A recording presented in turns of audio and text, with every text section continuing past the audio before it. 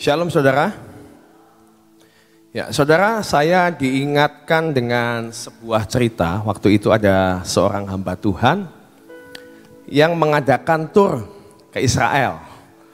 Waktu itu hamba Tuhan ini adalah spesialis akhir zaman, saudara.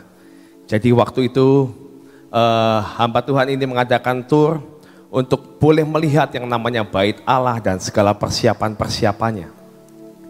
Nah, ada cerita yang lucu sebenarnya saat hamba Tuhan ini berkata, saya punya pengalaman yang aneh tapi nyata. Kenapa? Waktu hamba Tuhan ini, mereka rombongan ini sampai di Israel, dijelaskan tentang yang namanya persiapan pembangunan Bait Allah dan lain sebagainya. Kebetulan waktu itu di sana, rombongan itu melihat waktu di jalan, melihat yang namanya lembu merah, saudara. Bulunya merah, saudara. Nah, waktu itu langsung di stop. Bentar. Ini lembu merah. Ini kan salah satu alat untuk persiapan pembangunan Bait Allah. Dan waktu itu, hamba Tuhan ini berkata, ini lembu merah. Ini adalah dijelaskan. Ini adalah salah satu yang harus dikorbankan sebelum pembangunan Bait Allah itu terjadi. Nah, saudara, yang namanya orang Indonesia, saudara. Wah, bagus ya saat dijelaskan oleh hamba Tuhan ini. Hamba Tuhan ini sedang berfirman, sedang bercerita. Saudara, tiba-tiba ada seorang tante-tante mendekati lembu itu. Dan dia mulai megang, ngelus-ngelus lembunya. Lembu merahnya dielus-elus. Tiba-tiba, waktu nggak ada yang lihat, tiba-tiba dicabut saudara bulunya. Cabut bulunya merah. Masukin di tisu, dibungkus. Yang lain ngelihat, loh itu kok ada, wah iya ya, iya juga ya. Ini adalah bukti kalau aku sudah melihat yang namanya lembu merah. Yang lain saudara, orang Indonesia itu lihat, aku nggak mau kalah. Yang lain akhirnya mepet saudara ke lembu ini. Nggak dengerin hamba Tuhannya lagi khotbah saudara. Mepet lembu. Akhirnya semuanya mencabut bulu lembu ini. Cabutin semua. Akhirnya hamba Tuhan ini bingung. Kenapa ya? Kok pada ribut-ribut di situ itu kenapa nggak dengerin saya? Ternyata pada nyabutin bulu lembu merah saudara. Saudara, saya saat mendengar ini mau dibilang aneh.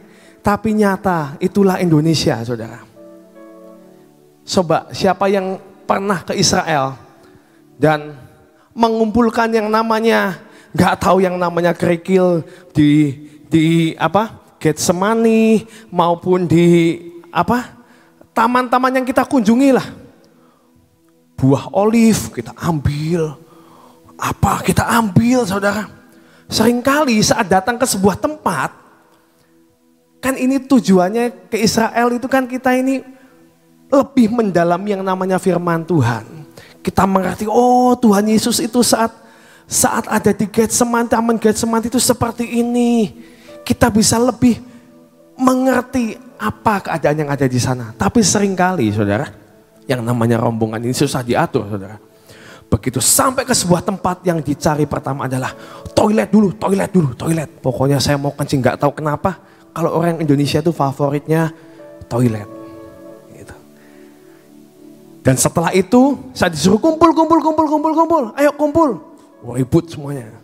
Ada yang foto lah, ada yang inilah. Saat hamba Tuhan berkhotbah, sibuk mencari yang namanya batu-batu. Wah ini batu bagus ini, buat dikoleksi bagus ini. Nggak ada di tempat lain nih, saya ambil. Nah itu yang terjadi saudara. Seringkali kita ini gagal fokus. Yang esensi nggak kita perhatikan. Tapi kita malah sibuk mendahulukan yang sebenarnya nggak penting, saudara. Hari ini tema saya adalah gagal fokus, saudara. Saya mau ajak kita belajar dari bangsa Israel karena bangsa Israel ini, saya lihat mereka ini gagal bertobat, gagal lagi, bertobat lagi, nggak itu gagal lagi dan ini kejadian yang terus terjadi saudara. Dan kita jangan ngomong, itu terjadi cuma sama bangsa Israel. Enggak saudara, kita koreksi diri kita. Kita juga seringkali gagal fokus. Ya, kita mau sama-sama baca dulu dalam 1 Samuel 4 ayat 1b sampai ayat yang 11. Kita mau baca ya saudara ya. Ayat ke-1 sampai ke-11. Saya baca ayat ganjil, saudara baca ayat genap. Dan perkataan Samuel sampai ke seluruh Israel. Orang Israel maju berperang melawan orang Filistin dan berkemah dekat Ebenezer. Sedang orang Filistin berkemah di Afek. Ayat 2.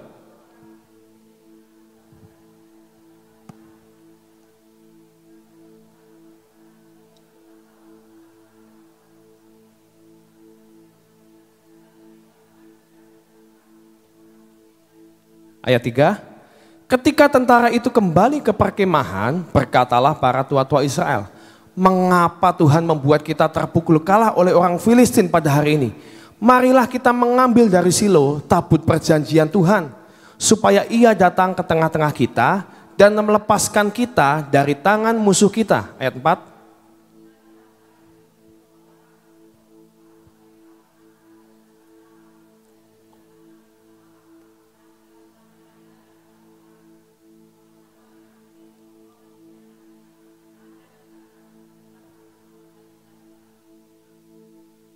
Sampai sini dulu saudara.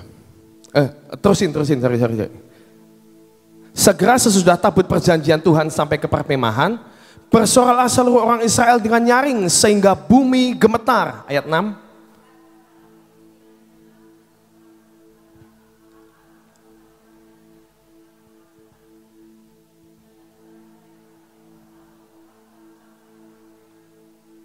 Ayat 7, ketakutanlah orang Filistin sebab kata mereka, Allah mereka telah datang ke perkemahan itu. Dan mereka berkata, celakalah kita, sebab seperti itu belum pernah terjadi dahulu. Ayat 8.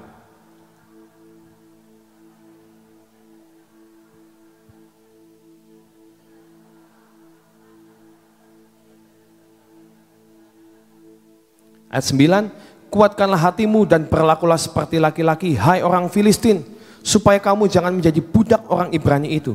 Seperti mereka dahulu menjadi budakmu, berlakulah seperti laki-laki dan berperanglah. Ayat 10.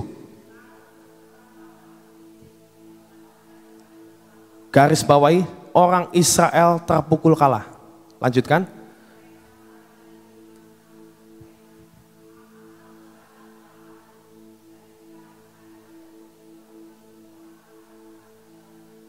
Ayat 11. Lagi pula tabut Allah dirampas dan kedua anak Eli, Hofni dan Pinehas tewas. Saudara, ini adalah cerita di zaman Samuel. Waktu itu imamnya adalah Imam Eli dan Israel belum punya seorang raja. Karena waktu itu adalah Tuhan berbicara kepada nabi-nabinya untuk memimpin akan bangsa Israel. Saudara, ada suatu ketika bangsa Israel diserang oleh orang Filistin. Mereka ini sudah terbiasa dengan yang namanya bahwa Tuhan itu memberikan kemenangan, saudara. Dan biasanya mereka itu melakukan adalah apa? Dengan membawa tabut itu di depan, berjalan di depan mereka. Nah, saudara, yang bahaya adalah ini sering terjadi dalam hidup kita dan apapun yang dalam aspek kehidupan kita. Seringkali saat kita sudah pernah melihat cara Tuhan menolong kita atau apapun itu jalan keluar yang Tuhan berikan dalam setiap permasalahan kita, akhirnya saat kita menghadapi sebuah masalah yang sama, kita cenderung untuk tidak tanya Tuhan, tapi kita ini langsung pakai cara yang lama, saudara. Seperti bangsa Israel ini sebenarnya salah nggak? Nggak salah sih, saudara. Karena dia melihat dulu-dulu juga seperti itu kok. Selalu saat kita bawa tabut itu, kita angkat tabut itu, pasti musuh diserahkan, musuh dikalahkan. Dan waktu itu terjadi saat bangsa Filistin menyerang yang namanya bangsa Israel ini.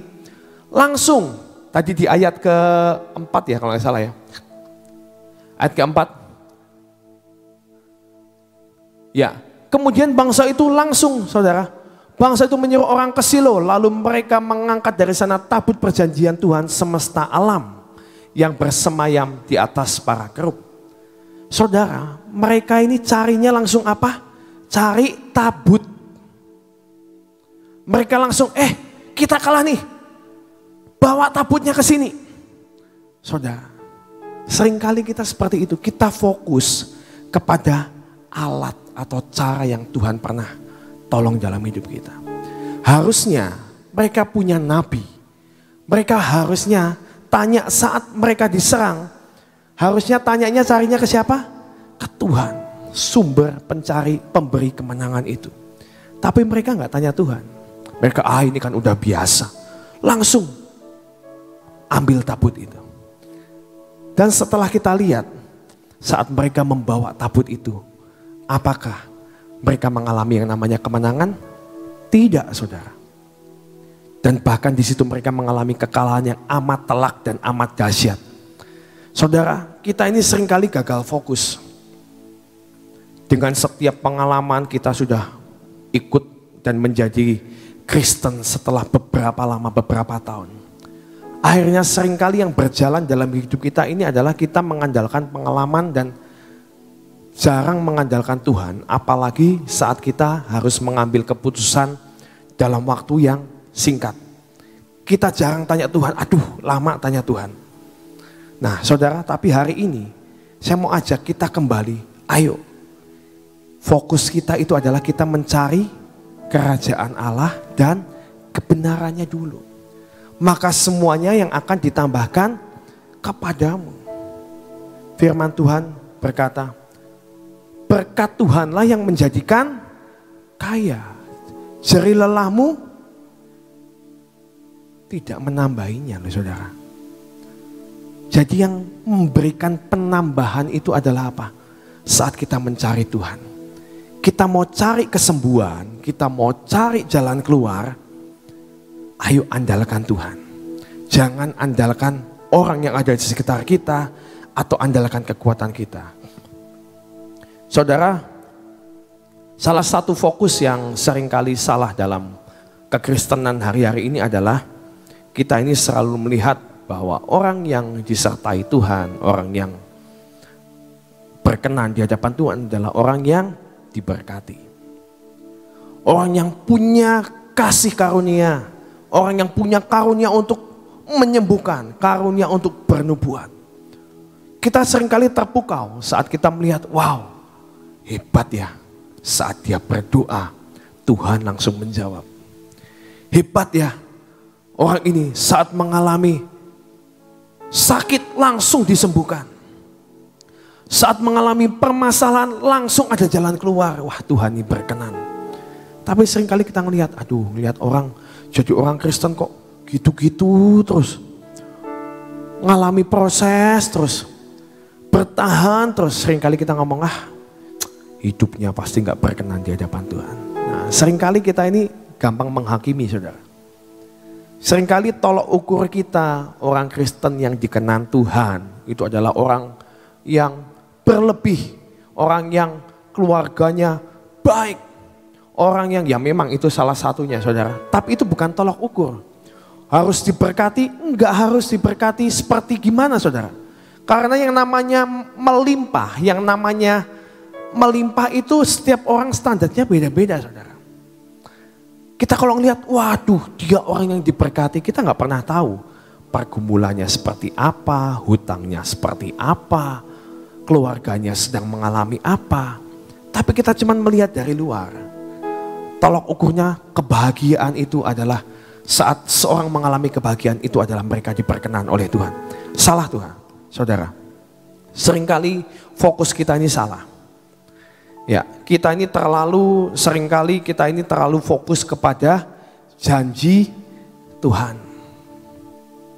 Kita ini di Alkitab ini banyak sekali yang namanya janji Tuhan. Semuanya kita klaim, semuanya kita imani, semuanya kita perkatakan setiap hari. Bahkan deklarasi yang kita perkatakan hari ini itu adalah janji Tuhan untuk setiap kita. Tapi ingat saudara, setiap janji itu juga mengandung yang namanya perintah saudara. Yang seringkali kita ini malah mengabaikannya. Kita ini seringkali memegang hanya janji Tuhan. Aku percaya janjimu Tuhan. Aku percaya janjimu Tuhan. Saudara, saat kita mengikuti yang namanya sebuah asuransi atau memiliki sebuah asuransi, sebelum kita menerima yang namanya hak kita menerima semua keuntungan-keuntungan benefit dari sebuah asuransi, itu harus ada yang namanya sebuah perjanjian dan harus ada yang namanya sebuah kewajiban yang kita lakukan untuk kita misalnya membayarkan premi tertentu untuk kita boleh menikmati yang namanya benefit itu saudara. Nah seringkali kita ini janji Tuhan itu seperti itu saudara. Kita ini sering ngeklaim janji Tuhan, loh mana? Aku kok belum dapat, aku kok belum ditolong Tuhan. Kita fokusnya seperti itu tapi kita lupa. Kita ini harus membayar harga. Kita harus melakukan yang namanya perintah Tuhan. Mari saudara, hari ini fokus kita jangan hanya kepada janji Tuhan, kita klaim dan akhirnya kita nggak mendapatkan sesuatu karena kita tidak melakukan yang namanya perintah Tuhan. Saudara di sini pengen nggak sih diperkenan Tuhan dan menyukakan hati Tuhan? Pengen kan saudara? Kesukaan Tuhan itu apa saudara? Janji Tuhan itu kesukaan Tuhan atau bukan? Kalau janji Tuhan, saya berjanji kepada anak saya, kamu ya kalau dapat ranking di kelas, kalau kamu pintar, kamu nanti saya beliin tas baru. Gitu. Nah, tas baru ini kesukaannya siapa saudara? Anak saya. Gitu. Kalau janji Tuhan, Tuhan yang memberikan janji kepada umatnya. Janji itu kesukaan siapa? Umatnya. Janji itu kesukaan manusia. Kalau kesukaan Tuhan apa? Saat manusia mengikuti perintahnya. Saya ngomong sama anak saya, kalau kamu sekolah, kamu dapat nilai yang bagus, kamu tak kasih tas. Berarti kesukaan saya apa? Anak saya dapat nilai yang bagus, dia belajar dengan baik. Itu kesukaan Tuhan. Nah saudara, kita ini pengen menyukakan siapa? Pengen menyukakan kita sendiri atau pengen menyukakan Tuhan? Kalau pengen menyukakan Tuhan, kita mau baca Yohanes 14 ayat 15. Kita sering ngomong, aku mengasihi Tuhan. I love you Lord. Aku mengasihi Tuhan. Tapi ini saudara, jikalau kamu mengasihi aku, kamu akan menuruti segala perintahku. Kita sering nyanyi, I love you Lord. Aku mengasihi engkau Tuhan. Tapi yang dilihat itu apa? Kamu nurut sama perintah Tuhan atau enggak? Kita nurut perintah Tuhan atau enggak? Ini tolok ukur yang sebenarnya. Karena saat kita enggak menuruti perintah Tuhan, itu kita tidak sedang mengasihi Dia. Bukan kalau kita cuma ngomong dan menyanyi, aku mengasihi engkau Tuhan dengan segenap hatiku. Apakah itu tanda kita mengasihi Tuhan? Enggak. Bukan hanya dengan ucapan, bukan hanya dengan perkataan. Tapi saat kita melakukan kesukaan Tuhan, yaitu kita melakukan perintah Tuhan, itu kita sedang mengasihi Tuhan dengan ketaatan kita. Dan itu adalah poinnya saudara. Poinnya adalah kita menuruti perintah Tuhan. Jangan gagal fokus. Kita seringkali mengklaim, wah kalau janji Tuhan terjadi dalam hidupmu, kamu berkenan di hadapan Tuhan. Kamu disukai oleh Tuhan. Bukan itu masalah disukai dan tidak disukai oleh Tuhan. Fokusnya adalah kita menyukakan hati Tuhan. Bukan Tuhan menyukai kita atau enggak saudara. Tapi saat kita menyukakan Tuhan, otomatis favor of God itu ada dalam hidup kita. Nah saudara, jangan gagal fokus. Kita seringkali fokusnya kepada janji Tuhan, tapi kita tidak melakukan perintah Tuhan. Nah, pada cerita ini akhirnya Samuel menyuruh bangsa Israel untuk kembali fokus kepada Tuhan. Karena saat itu kacamata bangsa Israel ini mulai buram, saudara. Gak ngerti mana fokus yang sebenarnya. Dan saat itu Samuel berkata dalam 1 Samuel 7 ayat 3 sampai 4. 1 Samuel 7 ayat 3 sampai 4. Berkata demikian, saya baca ya saudara. Lalu berkatalah Samuel kepada seluruh kaum Israel demikian. Jika kamu berbalik kepada Tuhan dengan segenap hati, maka jauhkanlah para allah asing dan para asitoret dari tengah-tengahmu. Dan tujukanlah hatimu kepada Tuhan dan beribadalah hanya kepadanya. Maka ia akan melepaskan kamu dari tangan orang Filistin. Kemudian orang Israel menjauhkan para Baal dan para asitoret dan beribadah hanya kepada Tuhan. Saudara, hari ini Tuhan rindu kita menyingkirkan semua Baal, semua asitoret yang ada dalam hidup kita. Apa itu? Baal itu bukannya, aduh saya nggak nyimpen patung kok di rumah saya. Saya nggak membuat patung di taman saya. Bukan itu saudara. Baal kita ini apa? Pikiran kita. Cara kita yang lama. Mengandalkan pengalaman kita, mengandalkan orang-orang yang ada di sekitar kita, mengandalkan hamba Tuhan kita. Kalau kita mengalami sebuah pergumulan, kita belum doa secara pribadi. Yang kita lakukan pertama kali apa? Aku mau ketemu Ibu Nani. Ibu Nani tak suruh doain. Loh saudara, pergumulan kita yang suruh doa hamba Tuhannya saudara. Harusnya kan kita yang lebih punya beban. Kita berdoa dulu, cari Tuhan, cari kehendak Tuhan. Malah kita nyuruhnya hamba Tuhan. Nanti kalau hamba Tuhan ini berfirman dan ternyata firmannya itu gak cocok dengan hati kita. Kita melakukan tetap tidak membuahkan jalan keluar. Yang disalahin siapa? Hamba Tuhannya yang salah.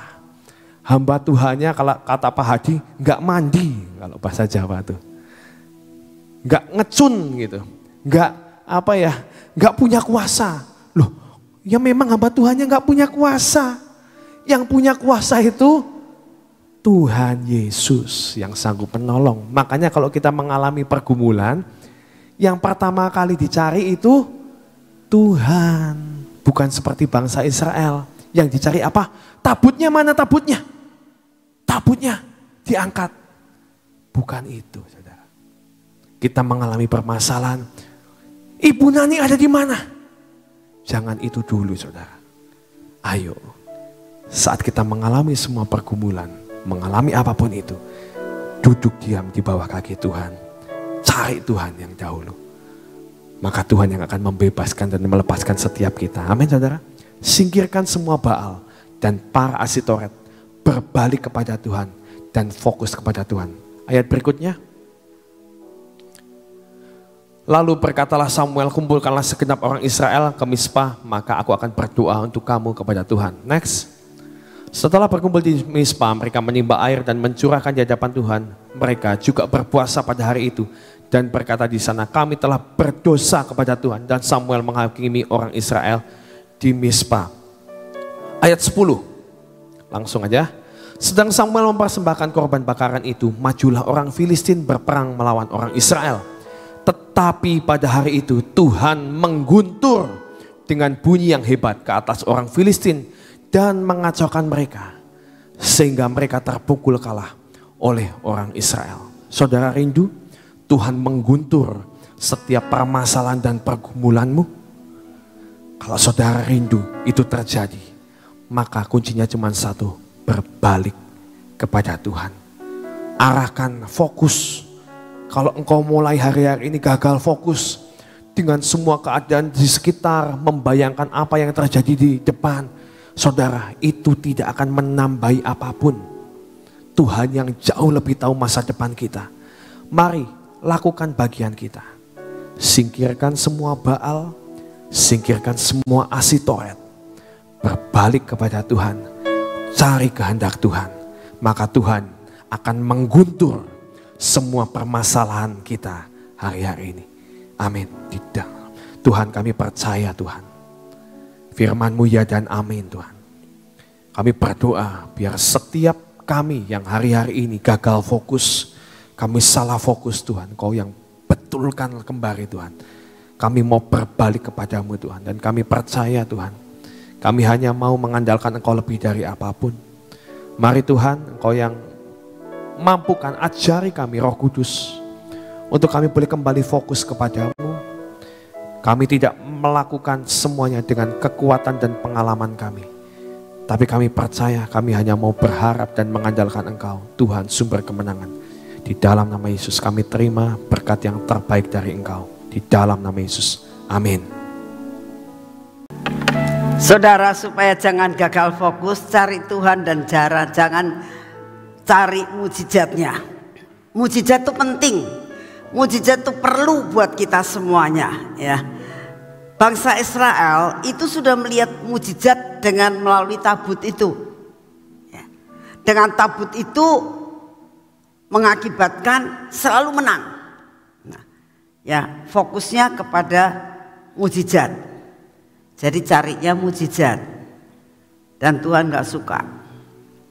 Jadi saya berdoa buat saudara-saudara, kalau datang ke taman, carinya Tuhan, ya.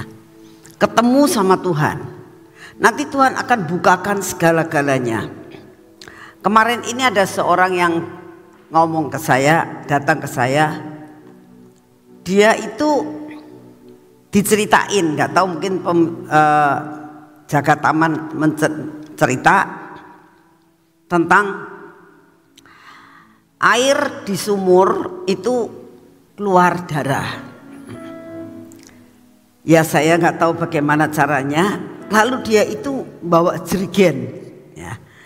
Lalu ngambil air itu, ya, dibawa pulang. Itu tidak salah kalau Tuhan yang suruh, ya. Jadi misalnya kamu sedang berdoa, ini ceritanya ya, kamu sedang berdoa di sumur, nanya Tuhan dalam semua persoalan kamu, terus kamu tuh merasakan Tuhan tuh bicara suruh ambil air dari sumur itu. Tidak salah saudara untuk saudara ambil. Tapi kalau misalnya hanya mendengar ada sesuatu mujizat terjadi di air sumur itu terus kamu ambil, nanti sampai kamu di rumah dibawa, lu kok nggak ada apa-apa ya? Katanya ini air mujizat, airnya ada darahnya, mujizat terjadi. Kenapa sampai di rumah tidak terjadi mujizat? Nah, nanti apa yang terjadi? Kamu kecewa sama Tuhan.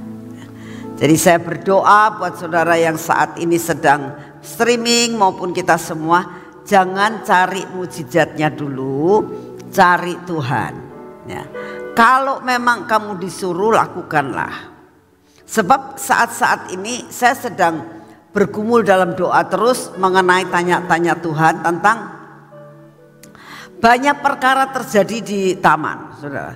Kadang-kadang suasananya itu bisa baunya wangi banget gitu ya.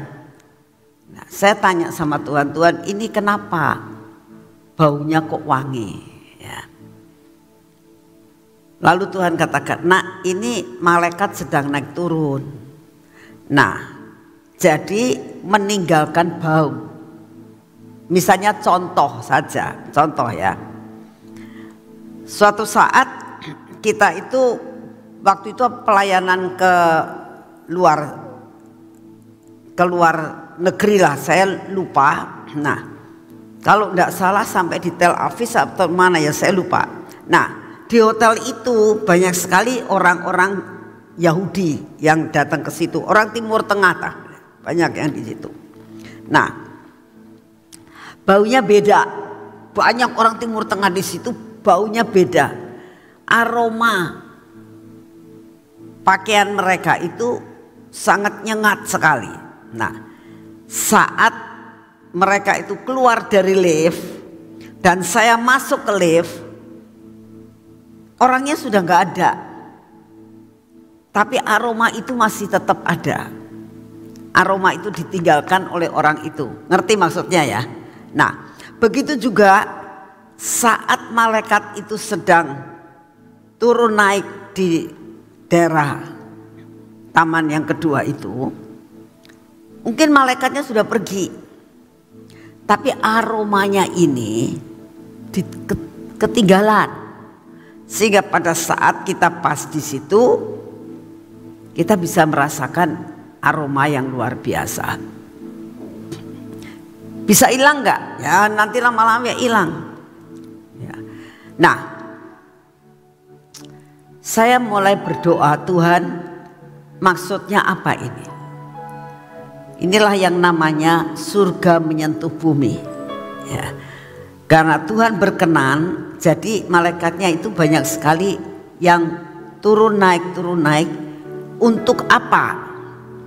Untuk menyatakan bahwa Tuhan itu memang real dan nyata. Nah, tapi bukan berarti kalau saudara itu doa di tempat lain Tuhan gak hadir, belum tentu. Tapi kalau kamu ada di tempat itu, lebih cepat kita bisa ada di dalam atmosfernya. Nah itulah sebabnya. Tapi sekali lagi, jangan cari mujizat, tapi carilah Tuhan. Jadi saya juga berdoa buat saudara-saudara yang saat ini sering ke taman ya, sering mengalami sesuatu, lalu saudara itu cerita dengan orang lain, tetap fokuskan cari Tuhan ya. Jangan cari mujizat.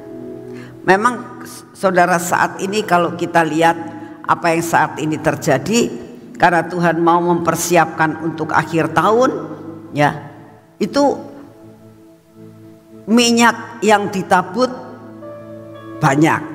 Minyak sekarang ini mulai memenuhi dari 7 roh Allah, dari manora itu mulai keluar ya. Nah saya tahu ini karena Tuhan punya rencana, maka Tuhan menyiapkan segala sesuatunya. Nah sekarang ada yang tanya begini, Bu pengen minta madunya sudah saat ini belum keluar lagi. Ya kita nggak bisa berbuat apa-apa. Itu mau-maunya Tuhan. Kalau nanti Tuhan suruh lagi, ya itu madunya keluar lagi. Ya, jadi belajarlah cari Tuhan. Nanti kamu akan mendapatkan semua yang Tuhan siapkan buat saudara dan saya. Samuel dia mengatakan balik kepada Tuhan. Fokus, jangan gagal fokus. Fokusnya ke Tuhan. Nah, begitu bangsa Israel itu bertobat, mau kembali ke Tuhan, dewa-dewanya mulai dibuang semuanya. Apa yang terjadi? Begitu fokus sama Tuhan, mereka nggak perang loh. Coba saudara lihat, di situ dikatakan, maka menggunturlah, ya. Tetapi pada hari itu Tuhan mengguntur dengan bunyi yang hebat ke atas orang Filistin dan mengacaukan mereka. Nah, begitu kacau, baru dijarah, sehingga orang Israel itu gampang banget untuk apa? Untuk menumpas mereka. Siapa yang kerja? Tuhan yang kerja. Kalau saudara ya mengikut sertakan Tuhan dalam segala sesuatu, kita itu kerjanya enteng. Ngerti ya? Yang kerja itu semua dalam kendali Tuhan. Kita kerjanya tuh enteng, tidak terlalu berat. Jadi belajarlah cari Tuhan, bereskan hidup di hadapan Tuhan. Kita akan mengalami perkara-perkara yang ajaib.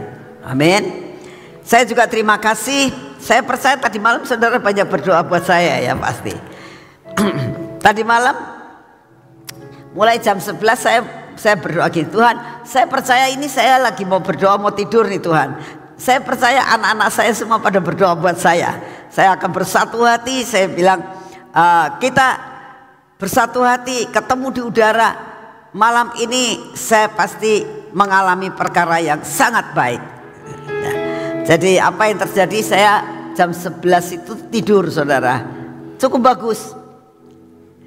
Terus sekitar jam 1 saya bangun karena batuk, ya batuk jadi bangun saya. Bangun batuk sampai dari jam 1 sampai jam 2 lah, cuma 1 jam.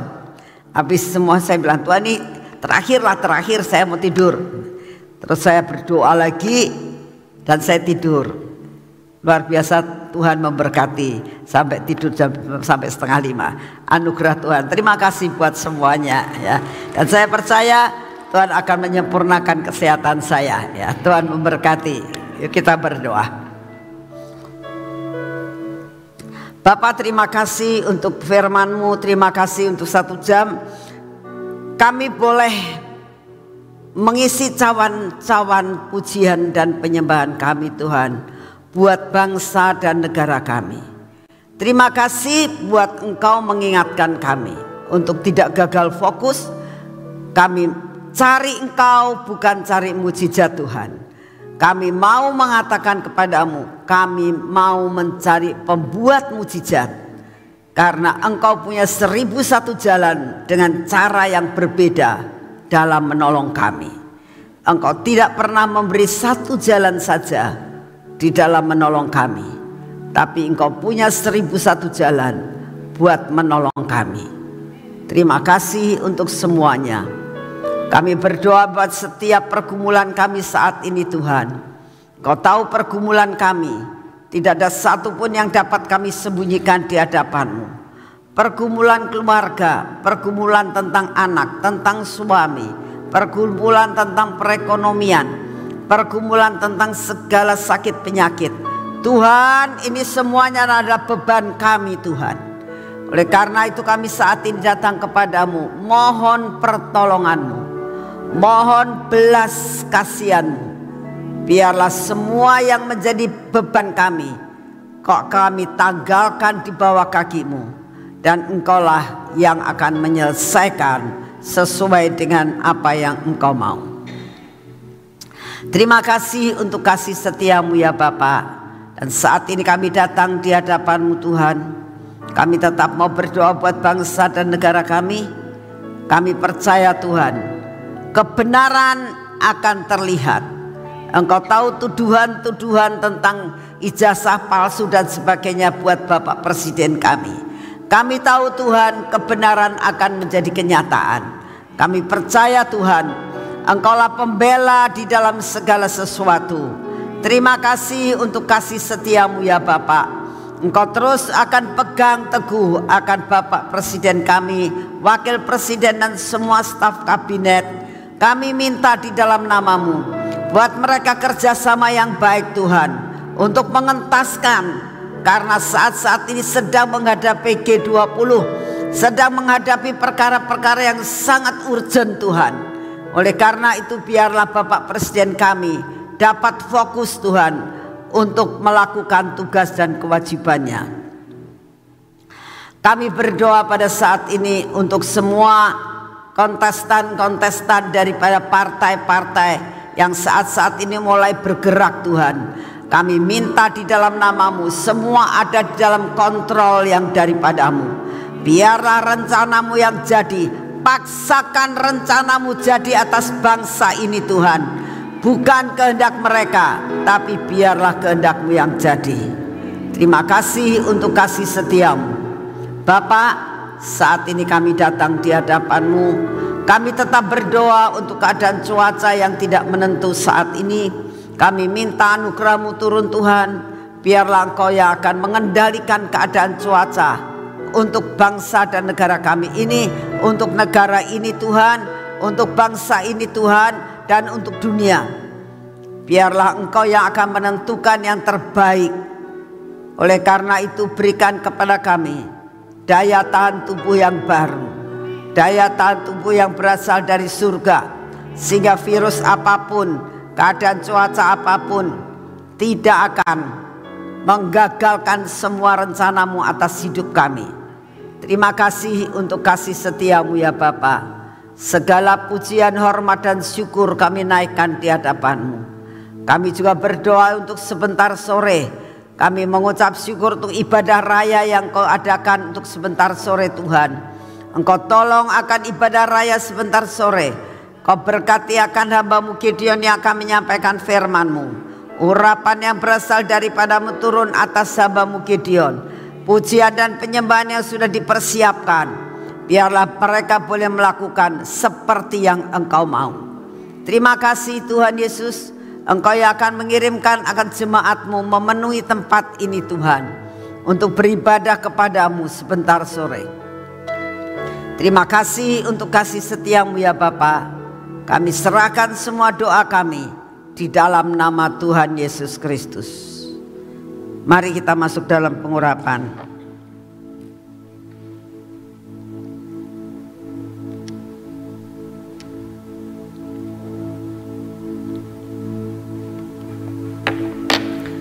Dalam nama Tuhan Yesus, biarlah pengurapan yang berasal daripadamu turun atas kami, atas mata kami, atas telinga kami, atas bibir mulut kami, dan atas hati kami.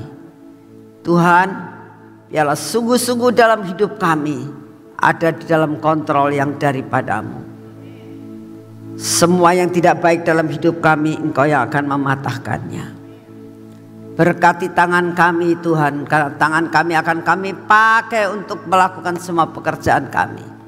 Kaki kami pun Tuhan, Engkau yang akan memimpin dalam perjalanan kami. Biar pada hari ini apa yang kami lakukan, apa yang kami jalankan, apa yang kami kerjakan bersama Engkau mendatangkan berkat yang luar biasa, mendatangkan pimpinan yang luar biasa, sehingga kami tahu di dalam Engkau kami selalu berhasil. Terima kasih untuk semuanya. Di dalam nama Tuhan Yesus. Amin. Selamat pagi, Tuhan memberkati saudara semuanya.